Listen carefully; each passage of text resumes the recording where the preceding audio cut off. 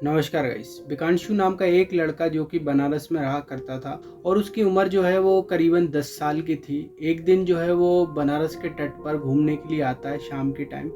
तो वो जो है एक बाबा को देखता है कि वो बाबा जो है वो कुछ हवन वगैरह कर रहे हैं और हवन करते करते उन्होंने किसी को तो बुलाया और बुलाने के बाद एक उनके पास में ही बोतल रखी थी और उस बोतल में कुछ तो धुआं धुआं टाइप का अंदर आ गया और आने के बाद जो बाबा थे उन्होंने वो बोतल को जो है वो बंद कर दिया। वाह यार, क्या जादू वाली चीज़ दिखाई। उसे लगा कि ये कोई जादू है और ये कोई जादूगर हैं जिन्होंने ऐसा मतलब कुछ अजीब सा किया है, और अगर ये बोतल मुझे मिल जाए और मैं अपने दोस्तों को दिखा दूंगा तो मैं जो है बहुत कूल बन जाऊंगा एक तरीके से। अब जो विकांशु है उन बाबा को देखते देखते करीब उसको 9-10 बज जाते हैं। अब विकांशु जो है वो ये सोचता है कि जैसे ही ये बाबा यहाँ से हटे, यहाँ से जाए, तभी मैं उस बोतल को जो है चुरा लूँ और चुराने के बाद कल सुबह जाके स्कूल में अपने सारे दोस्तों को बताऊंगा। तो जैसे ही वो बाबा जो है वो नहाने के लिए नदी में जाते हैं, वैसे ही विकांशु जो है जल्दी से आता है और आने के बाद जो बाबा का बैग रहता है उसमें से वो बोतल को निकालता है और अपनी जो है जेब में रखकर और अपने घर की तरफ चला जाता है। अब अगले दिन जो है विकांशु अपने स्कूल में ले जाता है वो बोतल को, लेकिन विकांशु जो है बहुत हैरान हो जाता है। विकांशु जो है उस बोतल को देखता है तो उस बोतल में से उस टाइप का धुआं नहीं निकलता जिस टाइप का धुआं पहले निकल रहा था जब विकांशु ने उस टाइम पे नदी के पास देखा था। तो विकांशु जो है उसे बहुत अजीब सा लगता है कि यार उस टाइम पे तो मतलब ये बहुत कूल टाइप का लग रहा था, उसमें धुआं टाइप का निकल रहा था। अपने दोस्तों को जो है वो ये बताता है कि देख भाई, मैंने तो ऐसे ही देखा था, इसमें से धुआं टाइप का निकल रहा, अब धुआं ही नहीं निकल रहा। तो उसका दोस्त जो है वो विकांशु से ये बोलता है कि भाई एक काम कर, इस बोतल का ढक्कन खोल दे, शायद उसके बाद देख ले। मैंने जो है वो टीवी में देखा है कि मतलब ऐसे मतलब जादूगर जो है वो ढक्कन खोल देते हैं तो वो धुआं जो है वो बाहर निकलने लगता है, तो शायद ऐसा ही कुछ होगा। तो विकांशु जो है ये बोलता है कि हाँ हाँ ठीक है, मतलब 10 साल का तो है विकांशु, क्या पता कि क्या होगा इससे। विकांशु जो जल्दी से वो ढक्कन को खोल देता है। उसी क्लास में उसी वक्त इतनी जोर से धुआं टाइप का बाहर निकलता है, मतलब सारे लोग जो है खांसने लगते हैं, मतलब एक टाइप से जैसे बम बम फूट गया हो स्कूल में। अब पूरी क्लास में जो है बहुत ज्यादा धुआं हो जाता है और जैसे ही वो धुआं हटता है तो विकांशु जो है उस बोतल के ढक्कन को फिर से उस बोतल में लगा देता है। अब उसके बाद जो विकांशु है वो अपने घर पे वापस आता है, अपने मम्मी पापा से मिलता है और उसके बाद अपने रूम में जाता है। अब विकांशु जो है सोने की तरफ, मतलब अपने बिस्तर की तरफ सोने के लिए जाता है। तो जैसे ही विकांशु जो है अपने बेड पे सोता है तो उसे ना अजीब सी एक पायल की आवाज़ आती है। अब जो विकांशु है वो अपने दोनों तरफ जो है वो देखता है तो उसे जो है कोई भी नहीं दिखाई देता, तो वो ये सोचता है कि शायद उसका वहम होगा।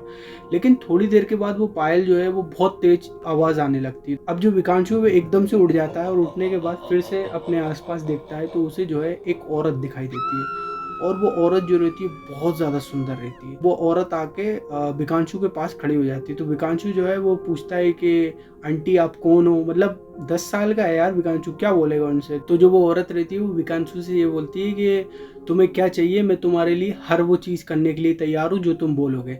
तो विकांशु जो है वो ये बोलता है कि मुझे ना ऐसा खिलौना चाहिए, मुझे ये चीज़ चाहिए, मतलब एक टाइप से 10 साल का बच्चा और क्या मांगेगा। तो विकांशु को जो है वो हर चीज़ ला के दे देती जो भी विकांशु मांगता है। अब जो विकांशु है वो खुश खुश टाइप का रहने लगा, अपनी क्लास में भी, अपनी फैमिली में भी, अपने लोगों के साथ, मतलब अपने घर वालों के साथ, सबके साथ एक तरीके से खुश रहने लगा। लेकिन जो विकांशु की खुशी थी वो थोड़े दिनों की थी। अब जो विकांशु की फैमिली वाले हैं उनमें किसी की शादी थी, तो विकांशु के मम्मी पापा ने विकांशु से ये बोला कि कल जो है अपन को शादी में जाना है तो तुम जो है तैयारी कर लो और उसके बाद अपन कल चलते हैं। अब जो औरत थी उसने विकांशु से जो है वो साफ साफ मना कर दी कि तुम कहीं भी नहीं जाओगे मुझे छोड़ के, मेरी इजाजत के बिना तुम यहाँ से हिल भी नहीं सकते। अब विकांशु जो है उसे बहुत अजीब सा लगा कि मतलब ये ऐसा क्यों बोल रही है, मतलब हाँ कि मतलब तुमने मेरी हर चीज वो पूरी की जो मैंने तुमसे बोला, लेकिन मैं तुम्हारे लिए इतना कुछ नहीं कर सकता कि मैं अपने पेरेंट्स को छोड़ दूं, मतलब उसने ऐसा बोला। लेकिन विकांशु के सामने वो इतना ज्यादा गुस्सा हो जाती है और गुस्से में ही उसका असली चेहरा दिखाई देता है विकांशु को। वो जो औरत है वो इतनी भयानक टाइप की लगती है, विकांशु जो है वहीं पर ही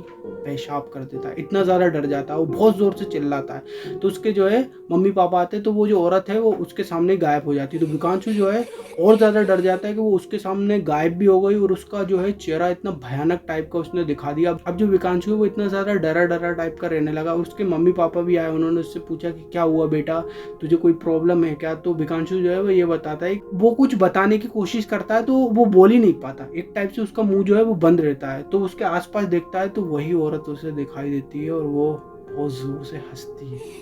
विकांशु जो है वो समझ जाता है कि ये कोई आम औरत नहीं है और ये जो है अब उसे छोड़ने नहीं वाली। विकांशु के मम्मी पापा बोलते हैं कि बेटा क्या हुआ, तुझे बोल क्यों नहीं पा रहा। तो विकांशु के मम्मी पापा को लगता है कि इसे जो है डॉक्टर की ज़रूरत है, तो वो जो है उसे डॉक्टर के पास लेके जाते हैं। लेकिन डॉक्टर के पास ले जाने के बाद भी विकांशु को जो है कुछ भी फ़ायदा नहीं लगता।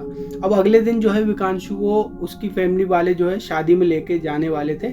तो जैसे ही वो विकांशु के पास आते हैं कि चलो बेटा अब अपन चलते हैं, तो विकांशु जो है ये बोलने लगता है कि मेरी जो है बहुत ज़्यादा तबीयत ख़राब है, आप लोग ही चले जाओ। तो विकांशु के जो पेरेंट्स हैं वो ये बोलते हैं कि बेटा अब तेरी तबीयत ख़राब है तो अब हम वहाँ जाके क्या करेंगे, हम भी यहीं रुक जाते हैं। तो विकांशु जो है वो ये बोलता है नहीं नहीं आप लोग तो चले जाइए, मैं तो नहीं जा रहा। अब जो विकांशु के पेरेंट्स हैं उन्हें बहुत ज़्यादा अजीब सा लगने लगा विकांशु का बिहेवियर। विकांशु के पेरेंट्स ने ये सोचा कि अभी विकांशु जो था वो बहुत ज़्यादा खुश रहने लगा था। अब थोड़े टाइम बाद उसे ऐसा क्या हो गया कि मतलब वो इतना ज़्यादा बुखार आ गया, उसे इतना ज़्यादा दुखी टाइप का रहने लगा।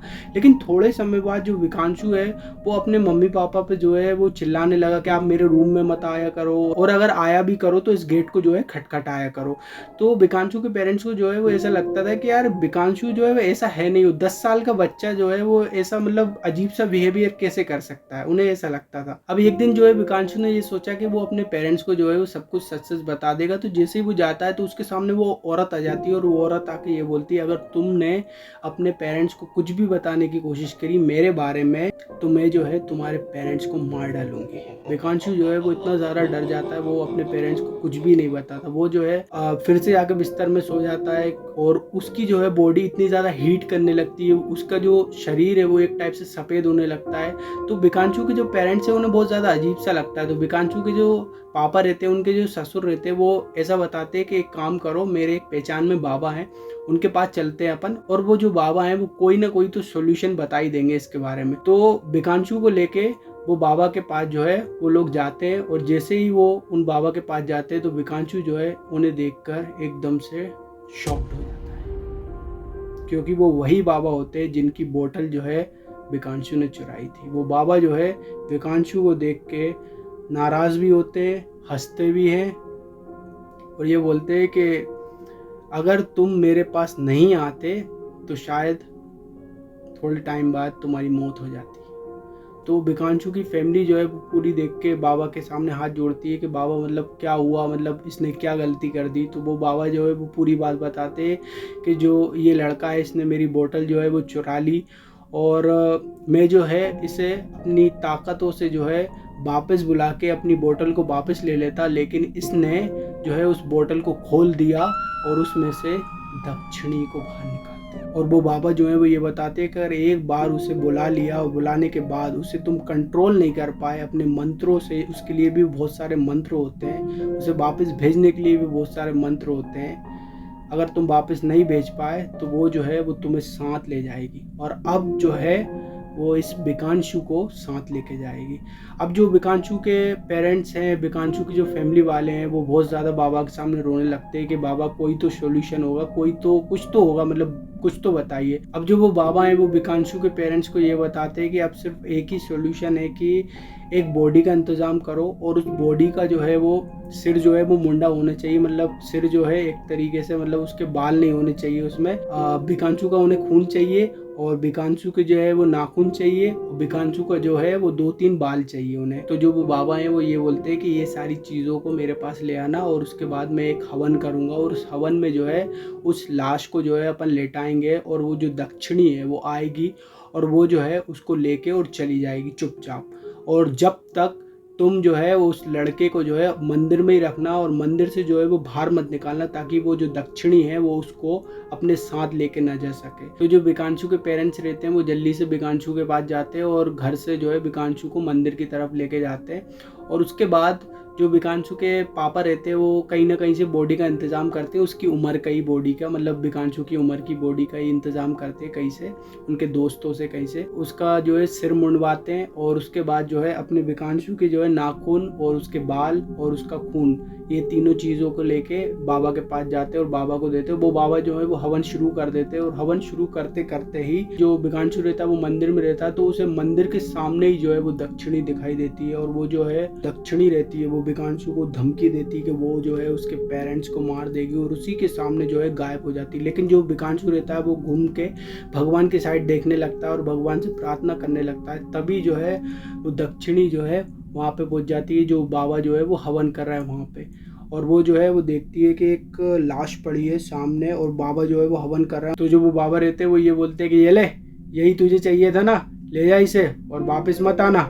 तो वो जो दक्षिणी रहती है वो आती है और आने के बाद उस जो लड़का रहता है वो उसकी लाश जो है ऐसे लेटी रहती है, उसी लाश को उठाकर उन सब के सामने सेवई निकल जाती है, सेवई खा जाती है। वो जो है सब लोग इतने ज़्यादा डर जाते हैं, इतने ज़्यादा चिल्लाने लगते हैं, मतलब औरतें भी बगल में।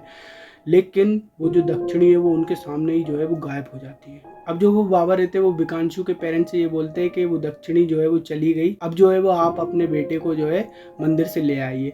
तो जैसे ही विकांशु के पेरेंट्स जो है मंदिर जाते हैं और मंदिर जाके विकांशु को ढूंढते हैं, विकांशु जो है वो मिलता ही नहीं। आसपास सब जगह विकांशु को ढूंढते हैं लेकिन विकांशु का कुछ भी पता नहीं चलता। आज भी विकांशु का कुछ भी पता नहीं चला। क्या विकांशु को वही दक्षिणी लेके गई या फिर ये कोई और ही रहस्य है?